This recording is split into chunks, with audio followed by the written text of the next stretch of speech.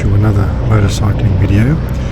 As you can see by the title of this one, I'm going to try and tell you, or I'm going to tell you why I ride a Spyder. Now, in me telling you that isn't necessarily reasons why everybody rides a Spyder, but in talking to some people that do ride them and in looking at videos of other YouTubers who ride Spyders and make videos about their ride and so on, there seem to be some common themes that come through in the reasons that they ride the Spyder. So from the beginning, let's be clear. First of all, the Spyder is a motorcycle as far as Australia is concerned anyway. You have to have a motorcycle licence for it. You must wear a helmet, and the Spyder is not LAMS or learner approved motorcycle scheme listed.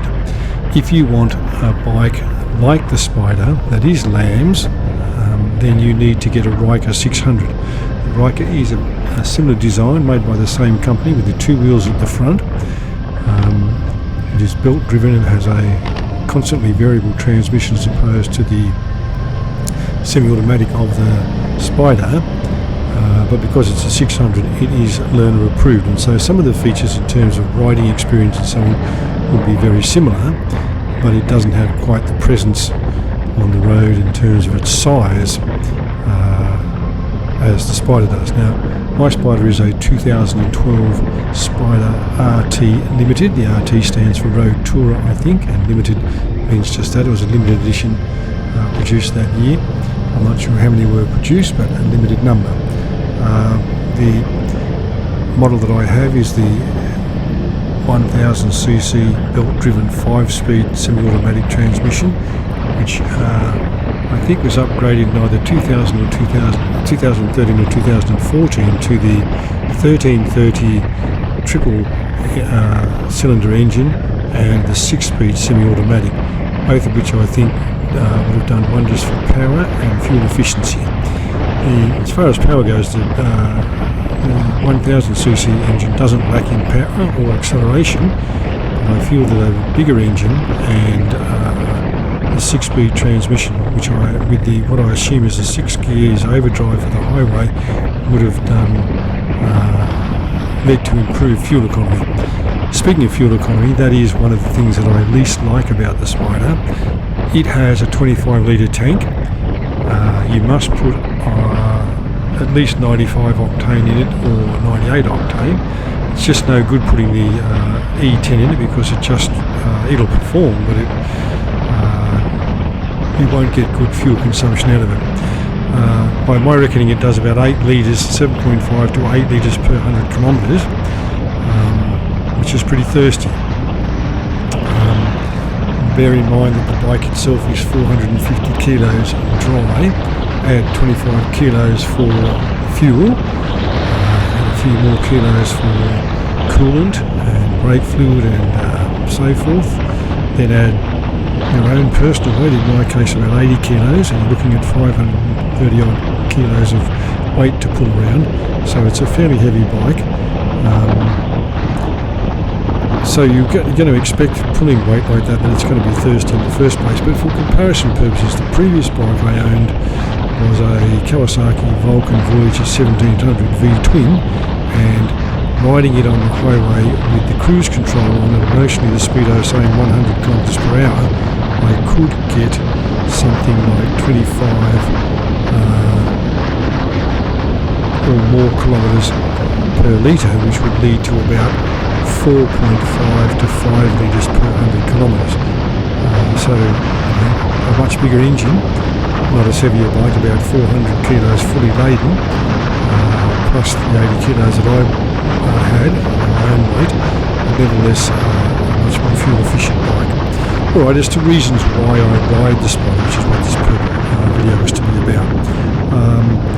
As I said, I had a Kawasaki Vulcan Voyager before that, so my history of motorcycles in the last decade or so is that I had the Kawasaki Vulcan Voyager. I bought that when I was still working, and I rode that for 2 years to work, my daily commute being about 200 kilometres, so put about 70,000 kilometres on it in that time.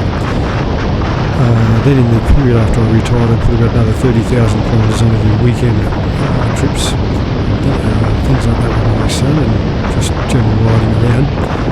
And I was getting to the point in about early 2022 where I was beginning to feel as if this bike was getting more difficult to get up off the stand. It wasn't getting any heavier, it just felt heavier for me to get it up off the stand and for me to manoeuvre it around in my town, which has a lot of roundabouts, a lot of give way signs, some stop signs, some traffic lights and so on. Once you're on the highway, of course, you don't notice any of the weight of the bike, you just know. The motorcyclist, the faster as the bike's going, you hardly notice the weight. At low speed, the weight was quite noticeable. I didn't feel unsafe, but I just thought this is getting to the point where it's getting to be a challenge to keep it steady and balanced around town. Now, in the same time, I have had and still have a Suzuki Bergen 650 scooter, which is about 220 kilos, and I love riding that. And I also had for a very short period of time a Piaggio MP3 400. Now, the MP3 is Piaggio is an Italian brand, and MP3 is the bike with the two wheels at the front, much closer together than they are in the Spyder. The two wheels at the front. The interesting feature is that those suspension can be locked, so that the bike will remain upright when you come to traffic lights, things like that. And the bike will stay upright and you don't need to put your feet down. Of course, you've got the extra contact patch on the front, which gives you more traction, security, and so forth. Anyway, so the Kawasaki I felt was getting a little bit heavy to get up off the stand and manoeuvre, and through a series of circumstances I decided I would sell the Kawasaki, and I then went on a bit of a research project as to what would I buy next, because I wanted to keep riding. I made up my mind that I didn't want to give up riding, and so I did some research and looked into various options of bikes, sports bikes, tours, cruisers, and so on and so forth.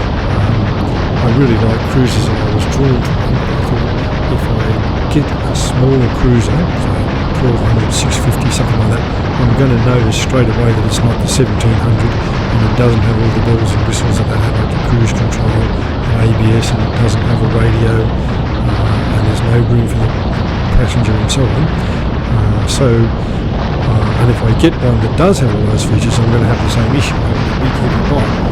I went away from sports bikes, I like sports bikes very much, and so I decided that I wanted to keep riding, and I think I pretty well convinced myself that I was going to go for a three-wheeler, and that in that case it would be a Spyder. And my reason for that, as opposed to the traditional trike with the one wheel in the front, is that I thought, first of all, that the two wheels at the front were much more stable. I have seen some cases where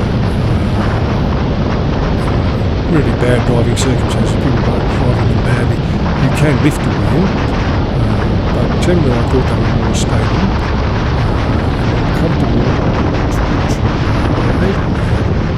This one had all the bells and whistles that I wanted it to, including cruise control, radio, hand grip, handholds for the pinion, separate audio controls for the pinions, the volume for the speakers and so on. And I just thought the Spyder would be a more comfortable proposition for me than the traditional trike with the really long wheelbase and so on.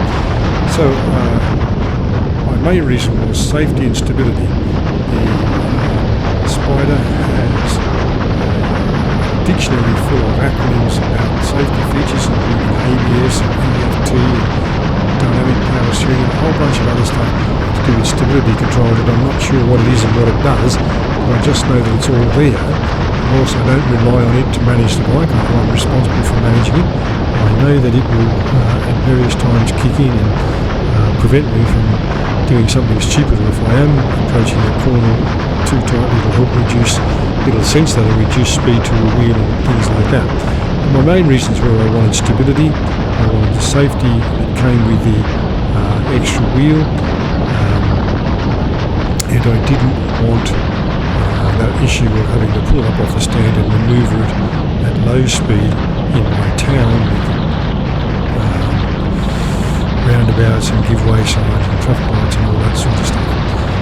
So the things I like about it are the safety, the stability, the comfort, features, as I mentioned, the radio, the heated grips, the heated handholds, those sort of things. There are a few things that I don't like about it. One of those, a major one, is the fuel economy, which I say is quite poor in comparison with other bikes that I've owned. Another thing that I particularly don't like, and I mentioned this when I first got the bike, is it has a stupid flimsy little long aerial for the radio, and put a cover on and snapped off after about a week. And so I'm sure that in later models they've improved that by putting a shorter, stubby and more sturdy aerial in its place. Another thing that I don't like about the bike is that in this particular model they have pegs for the rider, footboards that are adjustable, quite wide, quite long, but adjustable in terms of their height up and down for the passenger. The rider only gets these pegs. And in later models with the RT, the footboards have now become standard, and that makes a difference because you have a lot of bit of extra room to move your feet around, and therefore when you're out on the highway for a long time you can stretch your feet out as if you're riding highway pegs, and avoid that sort of discomfort that sometimes comes with at the knees when you've been sitting and riding for a long time. There are some of the reasons why I ride the Spyder. I hope that's given you some indications as to why I ride it and why other people might ride one. If the Spyder's the bike for you, the only way you'll know is if you test drive one. As I said, you can only do that if you have a full licence for a motorcycle. I hope you've enjoyed my commentary. I hope you've enjoyed the scenery, and I'll talk to you again when I'm making the next video in this series. So thanks for watching.